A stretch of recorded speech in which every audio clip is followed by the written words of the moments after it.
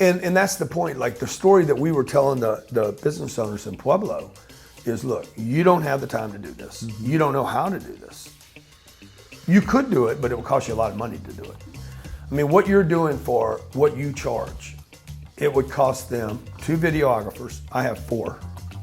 They would need 2 minimum. They would need at least 2 editors. Those are going to be 30, 60 grand. The videographer is going to be another 45,000 each. That's 90,000. So now they're at 120. They hadn't even produced a piece of content yet. They don't have an HR person. You need a 5th person just to do HR. You've got to do criminal background checks. You got to own the content. You need video cameras. You need lights. You need recording material. You need to archive all this stuff. Like this is why people never do it. Oh, well, I'm going to do it. Oh yeah, you're going to post one video on YouTube one time. Right. And it's like throwing a brick in the Grand Canyon and thinking you're going to fill it up. You're not.